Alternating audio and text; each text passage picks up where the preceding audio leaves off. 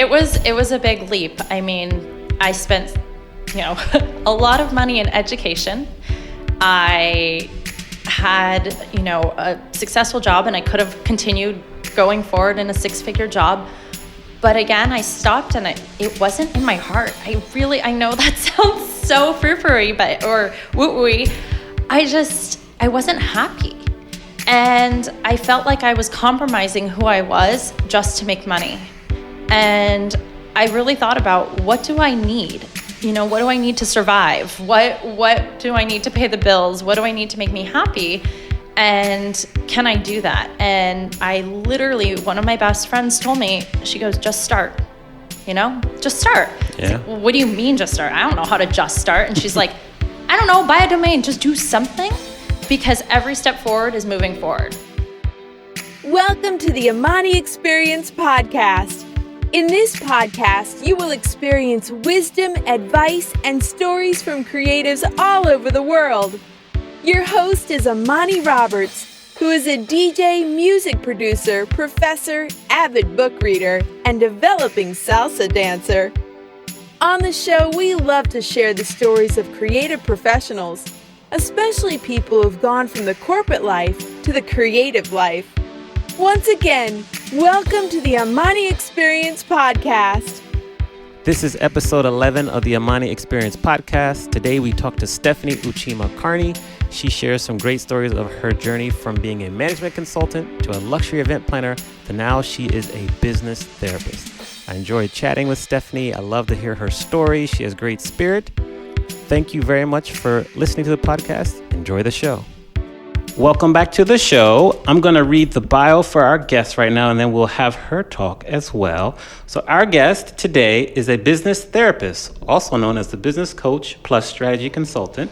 She's focused on the modern mom in business. She's a people connector, a project management ninja, I like that, and productivity hacker. With these tools, combined with a knack for honing in on key but unspoken personal and professional obstacles, our guest helps female entrepreneurs and executives achieve clarity, accelerate business growth, and increase focus and energy in order to launch and grow profitable and purposeful businesses aligned with their personal goals. Beyond the boardroom, our guest is a South Bay, Los Angeles native, mom to a rambunctiously adorable 2-year-old son, and heavily involved in the local community. I would like to welcome Stephanie Uchima-Carney to the Amani Experience Podcast. Welcome. Thank you. Happy to be here. You're welcome. That bio was good. Lots of big words and everything. It was great. I like, thesaurus and adjectives. Good. That's good. I like a little test this afternoon. Well, we're happy to have you here at the podcast. And we're going to learn a lot about you and like your business and what you've done in the past and what you're planning for the future. I love to kind of first talk about where people grew up. So you grew up in the South Bay, LA area, right? And that is correct. I'm born and raised in Redondo Beach, Torrance, California. I moved away for a little to do some schooling, work, stuff like that, but always remained a beach girl at heart. Cool. Where'd you move away to? San Francisco. So During my era of professional career, when I was in management consulting, I lived in San Francisco and worked at a firm there. Nice. And you went to high school in the South Bay and you went to UCLA for undergrad. That's correct. And then you went to graduate school at USC for 2 times, right? Got 2 masters, correct? Yes, I did. I am what you call a Brujan. So when USC plays UCLA at football, who do you root for? Oh, UCLA all the way. Good answer. Good answer. No offense to any Trojan out there, but that's a good answer. Although when it does come to business, sometimes I am a Trojan. Okay. Yes. Great networking for sure. For sure. So you have some great experience. Why don't you tell us, once you finished college, UCLA, 21 years old, where did your career take you from there? So as an undergrad, I actually majored in math and physics. I was an electrical engineer. I started off working during college at Boeing and realized that I didn't quite fit into that engineering box. I believe my bright floral and my hot pink didn't quite fit in that environment. So after I was looking for something analytical, but also that involved people, and I happened to kind of run across a company that I really connected with and moved to San Francisco. It was a healthcare management consulting firm. I had a couple people I knew that were working there, and I thought, why not? It would be a great experience. I got to travel. The company was young, and it led me on the path to eventually going to business school. When you're a consultant, the next big step is business school. And I think that was kind of the best thing that could have happened to me, is to go down that path. So I went to business school at USC, and also got a master's of real estate development. Nice. But as luck would have it, I graduated in 2009, and as the world knows it, it was the bottom of the economy. Yes. And I was in real estate. So the double whammy. Exactly. But the one consistent thing that was always throughout my life, from when I was in high school through college, through even working at the consulting firm, was I always loved planning events. I always helped planning events, from my prom to company parties. That was just something I did for fun. So when the economy crashed, I didn't have a job. I was kind of a little bit depressed and back at home, trying to figure out what I wanted to do. I started helping friends with their events, and realized, wow, I can actually get paid for this. So back then, launched an event planning company, and then kind of didn't look back until I became a mom. And that's when my life took another turn. Right, okay. And so that's how I ended up to kind of where I am now. After becoming a mom, a lot of things changed. My perspective on life changed. My perspective on what I was doing in my business changed. But another consistent throughout all the stuff I've ever done was I always loved mentoring other people and really helping people with business. So my MBA was actually in entrepreneurship. Learned a lot about it, had a passion in it, and started working with other people and helping creatives actually in business. And that's really where I got my start on realizing, wow, I really love almost helping people with their business more so than actually running an event planning company. Okay, good. Yeah. So that takes us to your next step. So you've been a very successful event planner, doing mostly destination events for like weddings as well as nonprofit events, correct? Right, that's correct. So LA is kind of also a destination. So I decided in my career to focus on luxury destination weddings. So even though they were local for me, a lot of times my clients, it was a destination for them. And I also worked in Maui. So I focused on California and Maui weddings. So for 7 years, I still own my event planning company, and I'm still doing weddings and nonprofit events, but slowly phasing that out. Okay. I want to go to Maui. Oh, it's fun. I got married in Maui, and so that kind of spurred my love for planning events there. All right. Maui. Nice. Yeah. Then we have your next step to business, which is very exciting. Mm-hmm. So share with us a little bit about that and how you made that decision. So for a while, I always as I mentioned, I loved mentoring and helping people in their business. It was just this passion. It was always like a puzzle I had to figure out. And I think it was that analytical side of me that really liked to problem solve. So when I realized, I can't be doing weddings every weekend, being away from my family, it's long hours, and we were really suffering because of that.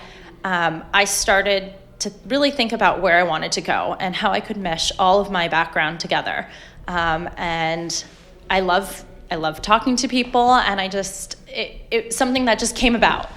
And I talked to people, and they were always like, why don't you do some consulting work again? Why don't you help, coach people? Why don't you help? And so I just started testing it out and talking, and it kind of evolved from there.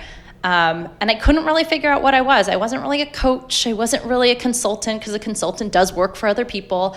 And one day, one of my friends says, you're kind of like a therapist. And I said, excuse me? And she's like, you're like a business therapist, but, without the PhD part. And I said, okay, what does that mean? She's like, well, you help with this coaching side and this mindset, and you help me with tangible, how to do marketing and planning strategy, but you kind of also do everything else. And you just make me feel like I understand what I'm doing and why.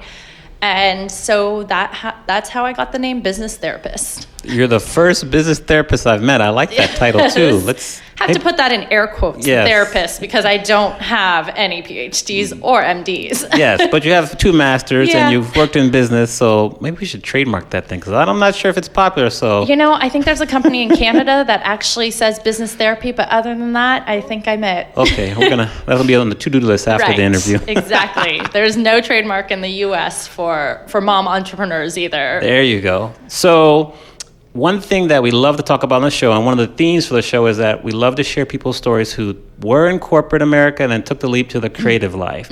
And so you've actually done that twice, because you used to be a management consultant, and then you took the leap to be your own event planning company. Now you're taking a second leap. So much props to you. That's very, very courageous.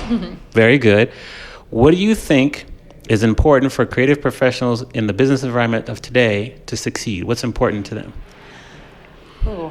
So it's kind of what I teach, is knowing exactly what you want, why you want it, and how you're going to get there. So I think for creative professionals, they have these big dreams and big ideas, but they forget to really think about why they're doing it and what's going to make them happy. And I know that sounds a little bit woo-woo-y, which I never was a woo-woo person before, but it's really analyzing that moment of time in your life and seeing if it's a right fit for what you're doing and why you're doing it. So what worked for me at the time when I wanted to go to business school and when I switched from event planning company, I was a different person in each of those periods of time. So what I think is creatives need to keep reinventing themselves, but they also keep needing to ask themselves, okay, why am I doing this? And is it still what I want? And then after that, a lot of the answers come. Actually, I forgot a little tidbit. I did actually work full-time for 3 years while I was running my event planning company. I was the alumni director at a local school here, and I worked in fundraising. And that was, it's odd to say, but that was because I missed the aspect of being around people. Yeah. Being a solopreneur is extremely lonely. And I got to plan events, fundraise, and be around people I loved. And so I did that almost for fun. I did a full-time job for fun. Right. Okay. But yes, very common, working 2 full-time jobs at one time. And did you have a family at the time, or it was just kind of... So it was right when I was getting married, and then I had my son while I was working there, and then that was kind of the pivotal moment on why I realized, okay, I can't be working full-time and run a company and do all of this, and I had to give up one of them, and that was the full-time job. Okay. So, but yeah, I think at least in all of these moments, what I wish I had known then is just to really think in that moment, what do I really want, and why do I want that? And I think we see so many different things out there, and we're like, this is what I should be doing, and should is the wrong word. Like, this is what they're doing, so I should be doing this. You know, people think I should be doing this, but it's never asking yourself, well, what do you really want? Right. So with the start of your new business, like, what do you want with your new business? Well, so what I want is, I feel like I'm put here to sort of empower others. And I think specifically I was brought here to empower other moms. I love everyone. I'm not going to discriminate here. Where's the love for the fellas? I know. I just feel like I'm seeing this need and this attraction to really help out other moms. And I'm not seeing anyone who's able to pull it together. And I feel like I have that drive to do that. And to see my son, who's now 2.5 years old, I want to be a role model to him. I want him to say, my mommy's awesome. Look at what she's doing. I respect all the stay-at-home moms. I respect all the moms who are, I don't discriminate against that. But for me personally, I also see some of the moms who are sad and who when I go to Mommy and Me, I ask them, what were you in your past life? And some were like, oh, I was in marketing at Starbucks. I was a marketing exec at Mattel. I was something super actually awesome and badass. But I don't know if you can curse. Okay. Yes, you can curse PG-13. I asked them, why aren't you doing that now? And they say, oh, well, I have a family. I'm like, okay, well, is that what you want to do? Because if you want to be a mom and run a family, more power to you, and that's what you want. But a lot of times they're like, no, I can't go back. And so I see that and I'm like, I want to help you. Like, you can be something. You can do something else. Yes. You don't have to go back full time. Or you can take all those skills you had and apply it to something else that works for you right now. So why I'm doing it is, one, I want to help people, and 2, I want to be a role model to my son. Cool. Understood. Now, how did you get the courage to leave a very fruitful management consulting job and pursue first your event planning company and now this coaching kind of company? So it was a big leap. I spent, a lot of money in education. I had, a successful job, and I could have continued going forward in a 6-figure job. But again, I stopped, and it wasn't in my heart. I know that sounds so frou-frou-y, or woo-woo-y. I wasn't happy. And I felt like I was compromising who I was just to make money. And I really thought about, what do I need? What do I need to survive? What do I need to pay the bills? What do I need to make me happy? And can I do that? And I literally, one of my best friends told me, she goes, just start, just start. Yeah. Like, well, what do you mean just start? I don't know how to just start. And she's like, I don't know, buy a domain, just do something, because every step forward is moving forward. And it's so true. I do think I had more courage then than I did recently when I pivoted to a new company, because there was more at stake. But I just knew that, I didn't want to travel 4 days a week in consulting. I also didn't want to, it wasn't exciting to be in real estate development for me. It was a personal thing, even though my family was in it. And I do love design and interior, but there was a creative need I was looking for. And just also I didn't always fit in a box. And I really wanted to kind of make my own way and create my own path. So I did what she said, and I just started. I remember the day I bought a domain name, and it was the preppychicblog.com, because I was this preppy girl, and I just wanted to do so. I wanted to blog about pretty events and things like that, and I knew I wanted to start planning events, but I was like, I just need a webpage. So I just bought that and started with that.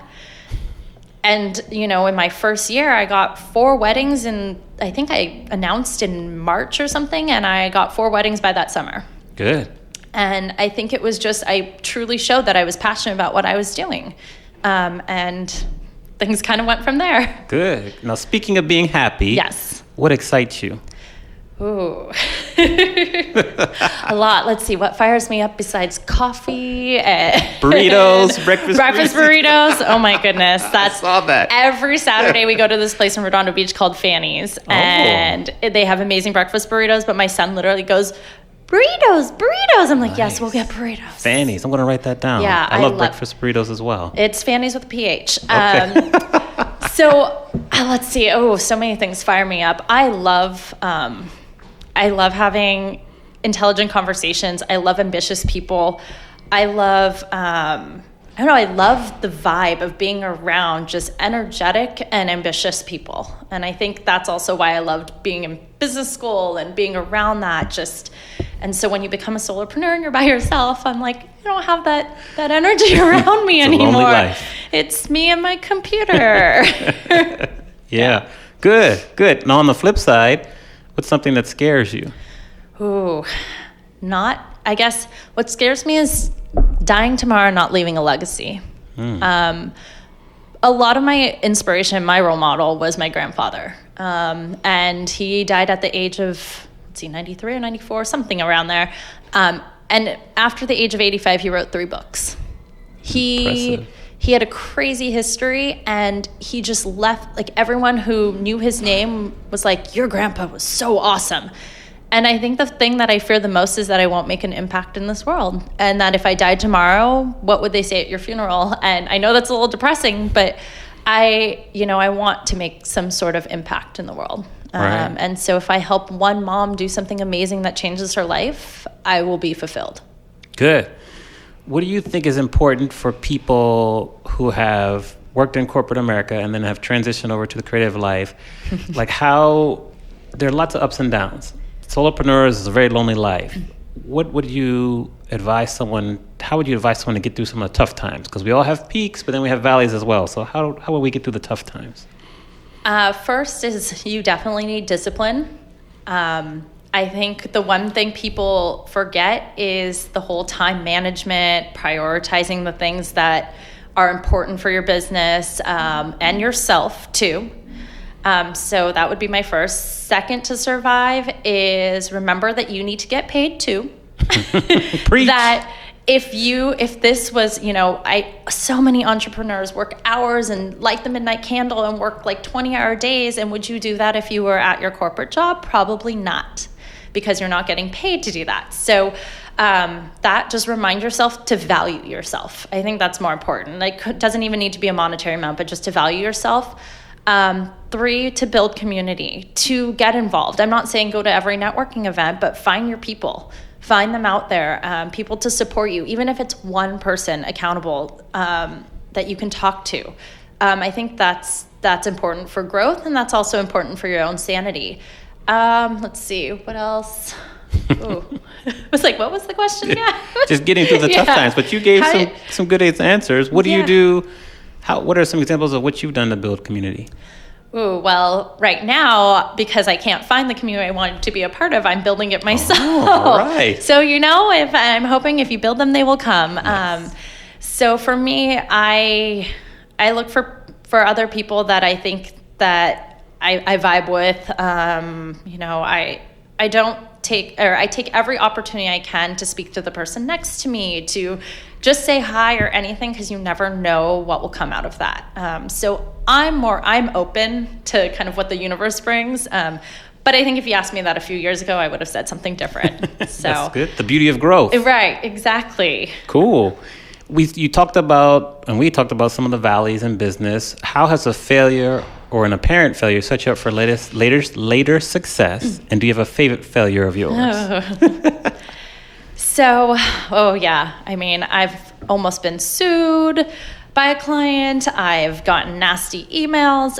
But the one failure that always sticks out in my head is not a failure in my part necessarily, but it was a bride who was extremely unhappy after her wedding. And for me, the biggest failure in that was I was devastated because I had no idea. And it came out of left field for me. The things she wrote in it, 90% wasn't really true, but I didn't really care about that. My biggest thing was that I disappointed her. So I think and I always look back to that. I'm like, I don't know what I could have done. I did everything I could in that day. I would have done to anyone else. So why did she think that I failed her? And so I think I always look back on, 1, you can't please everyone. 2, as long as you know you did everything you could, then don't get yourself so down about it, and you need to move on and don't dwell on it. I dwelled on it a lot. It kept me up at night. I was just more disturbed that she felt that way, and I couldn't do anything about it. And I realized but I wouldn't have done anything differently. So why am I getting so worked up about it? And so I think it's just being able to accept it and move on, and just know in the future to manage expectations and hope that it doesn't happen again. Right. The other big failure I had was when I almost got sued. And in that case, it was not being honest and picking the right client. I knew deep down I didn't want to work with them, and I said yes anyway. Even though the whole time I didn't want to work with them, something didn't seem right, but I was like, no, it's a good opportunity, I'll just do it. And it wasn't saying no and listening really to the sign, or seeing the signs. Yeah. So, I'm sure all of us have had those instances where they're like, why did I say yes to that client? They're the ones who call all the time, or they're the ones who give you headaches. And it's being okay with saying no and not taking that paycheck and not going for the next paycheck. I think that's when you start to dig yourself a big hole as an entrepreneur, is you're so nervous about not earning that income, not making that next sale, that you get desperate. And it's just understanding, no, this is my value, this is my price. If you're not a good fit, we're moving on. Yes. So I can relate. Been there. We have to learn some hard lessons sometimes. Oh, yeah. Woo. As you made your transition and throughout your career, when did you know that, this was going to work? When was a turning point for your career? I guess for the event planning, when clients were calling me when I was just getting inquiries, I was like, well, okay. One of my things is I didn't like to advertise. It was word of mouth. I had a website and social media and that, but for that, I think, you made it when you have the number of clients you want, and you're saying no to people, and you're not working hard to try and get that next client. You're not out there and trying to, steal everyone out there, or try and hustle like that, when it's kind of just coming and you can focus on other things. Yeah, good answer. All right, let's go back to 21-year-old Stephanie. You were, let's see here, junior, senior at UCLA? I was a junior going into being a senior. Okay. and we're going to go to a Starbucks up in Westwood, and we're going to sit down with you, current day Stephanie, and talk to 21-year-old Stephanie. Oh, gosh. I don't think I want to see her again. What advice would you give her? Oh my goodness. I would tell her, and I love my parents to death. They are the world to me. They've given me everything I could have wanted. But I would have told her to be more confident and to stand up for what you want and to not be afraid to do something just to please someone else. I'm Asian, so I have, Asian parents. Granted, thank goodness I didn't have a tiger mom or anything like that. But I think there's just this mentality in the family, either become a doctor or a lawyer or, do good in school. And no one ever really told me I had to do that, but I just felt it. I mean, that's why I started off pre-med. Like, I thought I had to be a doctor. Right. So I would have told her, who cares about undergrad grades? They mean like nothing. So do whatever you like, learn how to study and learn how to make friends, but don't stress when you get a B.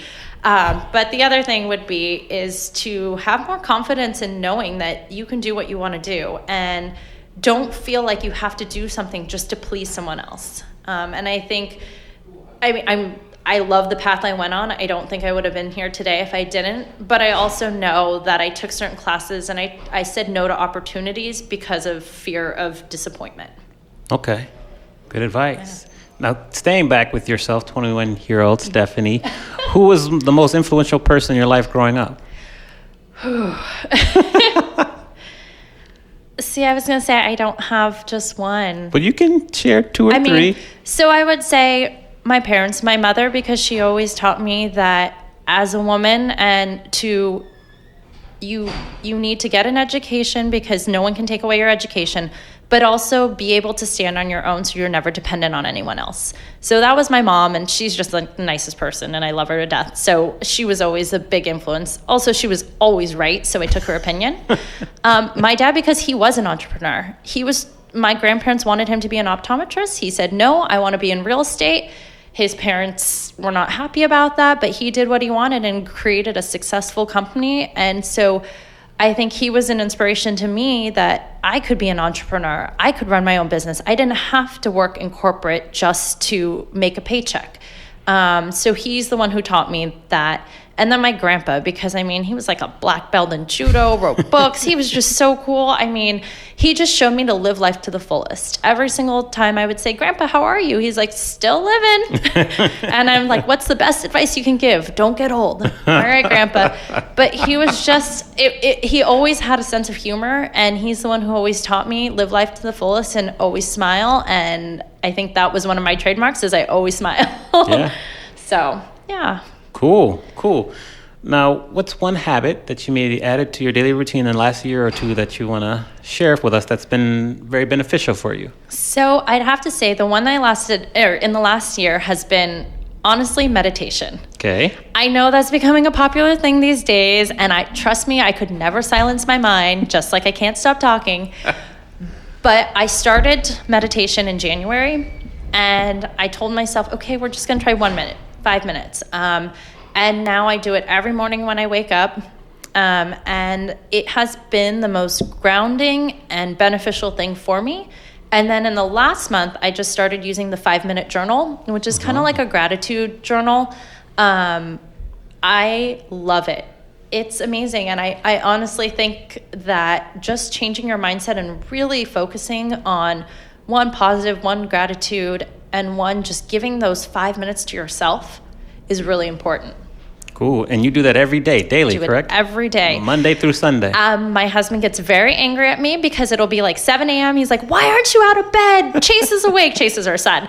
Can't you help me? And I'm sitting there, I'm like, I'm doing my meditation. He's like, I'd like to be Zen too and do that, but our son is awake. I'm like, just give me my 5 minutes. 5 minutes. So, yes. But for me, it's keeping that routine because the minute you break it, it's then you make excuses. And so it's one of those things I'm like, sorry, I'm just going to do it. Whether or not I'm like sitting in the bathroom, I'm like, okay, I'm just going to do it. Right. I give myself that time. And I love it. I use 2 different apps that I love. And which apps? Simple Habit. Okay. I like it because it's almost like a Spotify for meditation, and then Insight Timer. So Insight Timer's free. Simple Habits has some free things, but the paid version's better. But I like it because it has meditations that are like before a meeting or before an exam or laying in bed. So it's like specific, so I can kind of do things like that. Cool. How did you find out about the 5-minute journal? Actually, so I have a coach. I finally bought in that, you know what, if I'm coaching people, I need my own too. And I really want to work on a few things. And my coach suggested it. She said, she actually gave it to me. She said, this is your homework. And it was really hard at first. It took me a long time to write down things because it asks you like 3 things you're grateful for, 3 things that would make today great, an affirmation, then you do stuff at night. And the first time, it was so hard to think of things. And then now it kind of comes easy and you're like, wow, my life kind of rules. Like, I actually I'm happy, you know? Obviously, everyone could want something more, but I'm happy where I am. Cool. I'm excited, I guess, too. Yeah. And tell us, why should a coach get a coach? I think that in general, you should always be working on yourself. And even if it's not a coach, if you're doing any sort of personal development, I mean, that's just like education. So I think that everyone, regardless if you're a coach or not, should always do something of personal development because you're helping yourself. So I picked the coach route because I really connected with this person and I just knew that it was the right fit. And that's the direction I wanted to go. But you know, other people go different directions. So, yeah. Right. Okay. We're big fans of books on the show here. The Amani Experience Podcast, we love to talk about books. So if there is 1 or 2 books that you feel people should stop what they're doing right now and pick it up and start reading it right away, what books would you recommend? For creative entrepreneurs, actually anyone, but especially creative entrepreneurs, my book would be called Profit First. Okay. His name, oh my goodness, it's like Mike, he has a really funky last name. But it's called Profit First. I know it sounds very like financy. It's one of the smartest books I've ever read. It tells you basically how to allocate your bank accounts and all of that to make sure you end up being profitable and why being profitable is important. And even though accountants say drain your profits so you know you don't have like write everything off, it's an extremely smart book and it's helped turn around a lot of companies. It's a really easy read. It's on Audible. I would suggest that one, especially for creative entrepreneurs, because it's hard to separate personal from business when you're an entrepreneur, especially a solopreneur. And this will really help you define and separate those 2 entities. Good. Okay. We'll add that to the show notes. Any other books? Oh dear. I'm trying to think right now. I just recommended a few books, but ones that I kind of want to read, so I haven't read them yet. Okay. You remember any of them? Because we can read them together. One's Big Magic by Elizabeth Gilbert, and that's on fear. I just started that. Great book. I hope it's good. Everyone said great things. The other one is Brandon Burchard's new book, High Performance Habits. Yes. I have that, so that's my Audible right now. Ooh. Yeah, I think that's another important thing so that you can do, if you don't want to get a coach for personal development, is keep reading, but read like business or personal type books that really help you. Yeah. Okay. You also listen to podcasts as well. Oh, yes. Any favorites you want to share with us? So when I'm in the car, which, when you have a kid in the car, you can't really listen to podcasts, but it's my time after drop off and stuff to focus in on that. My top ones are Being Boss. Good one. I also love Neil Patel and Eric Sue's marketing school. I also love Amy Porterfield's, also on Marketing Made Easy. Right. And just for fun stuff, like I like Tim Ferriss's things. I'm big on all of his products and stuff. I know he loves the 5-minute journal too, so True. That's where I heard about it. Yeah. And I just trust a lot of the things he says. So those are some. I listen to Jenna Kutcher on and off, but those are, I think, the top 3 that are always, or 4 that are always on my rotation. Right. Okay. We're almost done, but before we kind of finish up with a few final questions, tell people how they can find you online. While you're doing that, I'm going to do a quick little Instagram story. So no problem. You can find me at my name, which is just www.stephanieuchima. It's UCHIMA.com. And that's also my Instagram handle, just at Stephanie Uchima. And then Twitter's actually still Preppy Chic, except I have an underscore because I couldn't get the Preppy Chic away from the girl who doesn't post. Did you offer her any money or anything? I tried going through Twitter. I told them she had an inactive account, so I'm at Preppy Chic on Twitter with an underscore between the Preppy and the Chic. But on everything else, I'm Stephanie Uchima. Okay. So, yeah. Cool. And then is there anything else fun or exciting that we haven't discussed that you want to share with us? Ooh. Fun and exciting. What have other people said? We can't copy, but anything, I think I need a little bit more guidance here. Okay, like, for example, maybe there's some fun hobbies you have that we might not have talked about, or like maybe if there's a trip that you're excited about going on very soon, or things like that. I was going to say, I have a 2.5-year-old, so my life pretty much revolves around working him and doing that. I do want to go to Croatia and Italy next year. That's on my bucket list. All right. And I guess, just fun things is, with my company, my whole goal in all of this and my end vision is really just launching a community online and offline for moms in business, but the modern mom in business. And so I guess that's the stuff I'm kind of working on right now. Good. Everything to do with mom entrepreneurs. Well done. So before we go, are there any questions you think I should have asked you that I didn't ask you during the interview? If not, I did a good job, then I did a good job. I think you did a very thorough job. Thank you. I think one question that actually one of my favorite interviewers always asks is, and I'm going to actually ask you this. Flipping the script.